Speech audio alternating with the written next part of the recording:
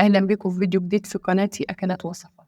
برحب بكل متابعيني في كل مكان، أشكركم على متابعتكم. هنعمل النهاردة الفرخة المحشية اللي في الكيس الحراري، محشية بصل وحواليها الخضار.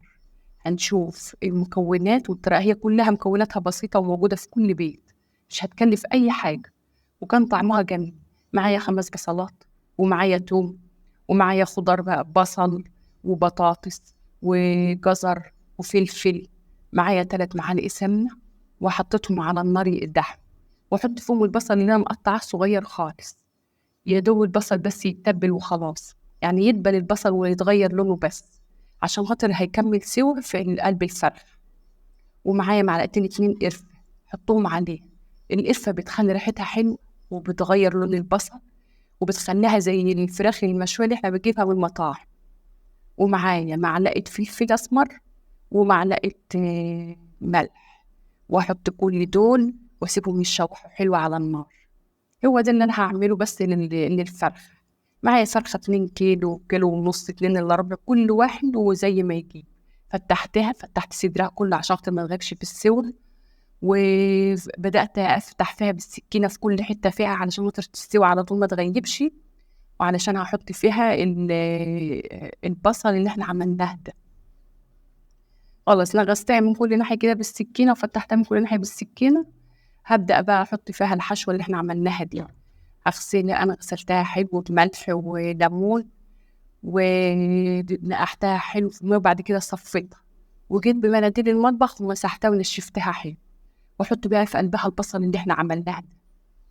البصل اللي احنا عملناه ده ما عملناش في اي حاجه خالص، انا يا دوب بس المعلقتين القرفه والفلفل الاسود والملح، وجيت حطيته في قلب الفتحات اللي احنا عاملينها وفي قلب الفرخ.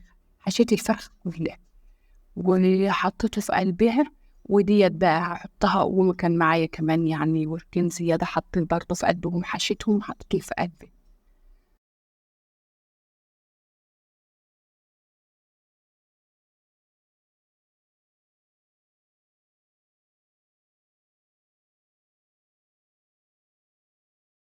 ومعايا الخضار اللي كنت مقطعاه، معايا معلقه ملح، ومعلقه فلفل اسمر، ومعلقه بابريكا، معلقة قرفة، ورقتين لورا، 3 فصوص حبهان، وفصين توم. حطيتهم كل دول مع الخضار اللي أنا حاطاه، وأحط الفرخة في الكيس الحراري هتستوي في قلب.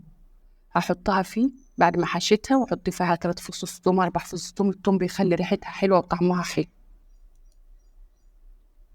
وحطيتها في الكيس الحراري، وهربطه برباط اللي بيجي معاه، وهفتح في الكيس الحراري فتحتين 3 كده، عشان لما يغلي في المية والنار تلمسه ما يتفجرش ويطلع والفرخة تطلع من المكونات دي. فهعملها واحطها على النار على البوتاجاز من فوق. عايزة تحطها في الفرن حطها، بس هتاخد وقت طويل أطول من على البوتاجاز. حطها على البوتاجاز ومزودها، حط لها مية سخنة مغلية تداري 3/4 كده، وما حطها على البوتاجاز مش هتاخد سوا خالص. وانا معايا اهو الحاجات كلها، ومعايا الماء المغليه، واحطها على البوتاجاز تستوي. هي كل ما بتستوي لو هي احتاجت ميه زوديها برضو ميه مغليه، وقرب ما تستوي على طول قوم منشفاها، ما تزوديش ميه بقى. وغطيها وهي على البوتاجاز علشان خاطر ما تغيبش في السوا برضو، ان البخار اللي بيطلع ده كله بيسوي.